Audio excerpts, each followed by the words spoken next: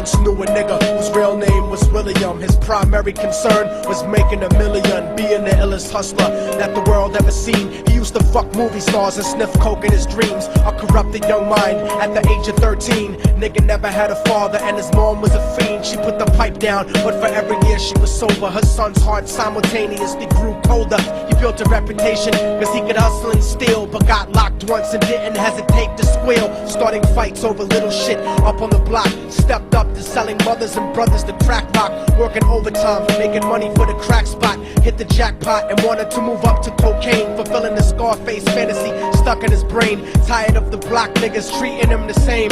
He wanted to be major like the cutthroats and the thugs, but when he tried to step to him, niggas showed him no love. They told him any motherfucking coward can sell drugs. Any bitch nigga with a gun can bust slugs. Any nigga with a red shirt can front like a blood. Even Puffy smoked the motherfucker up in the club, but only a real thug can stab someone till they die. Standing in front of them, staring straight into their eyes, Billy realized that these men were well guarded, and they wanted to test him before business started. Suggested raping a bitch to prove he was cold-hearted. So now he had a choice between going back to his life or making money with made men. Up in the sight, his dreams about cars and ice made him agree a hardcore nigga is all he ever wanted to be. And so he met them Friday night at 2:45.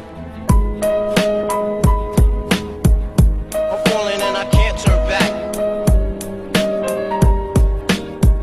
I'm falling and I can't turn back. They drove around the project slow while it was raining, smoking blunts, drinking and joking for entertainment, until they saw a woman on the street walking alone, 3 in the morning, coming back from work on her way home. And so they quietly got out the car and followed her. Walking through the projects, the darkness swallowed her. They wrapped her shirt around their head and knocked her onto the floor. This is it, kid, now you got your chance to be raw. So Billy yoked her up and grabbed the chick by the hair and dragged her into a lobby that had nobody there. She struggled hard, but they forced her to go up the stairs. They got to the roof and then held her down on the ground, screaming, "Shut the fuck up and stop moving around." The shirt covered her face, but she screamed and clawed. So Billy stomped on the bitch till he broke in her jaw. Them dirty bastards knew exactly what they were doing. They kicked her until they cracked her ribs and she stopped moving. Blood leaking through the cloth, she cried silently.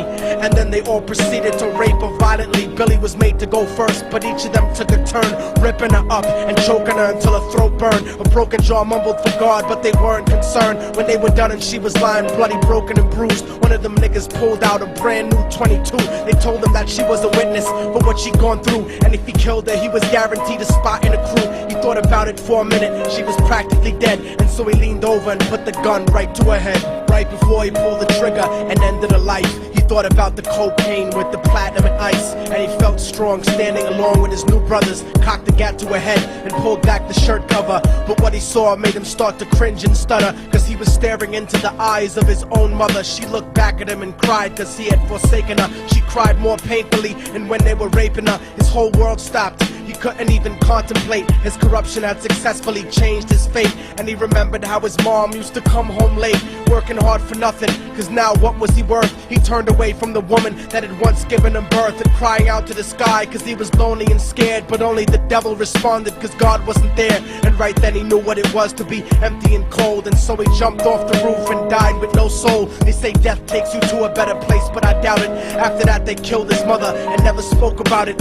And listen, cause the story that I'm telling is true, cause I was there with Billy Jacobs and I raped his mom too. And now the devil follows me everywhere that I go. In fact, I'm sure he's standing among one of you at my shows, in every street cipher listening to little thugs flow. He could be standing right next to you and you wouldn't know. There's no diversity because we're burning in the melting pot. So when the devil wants to dance with you, you better say never, because a dance with the devil might last you forever.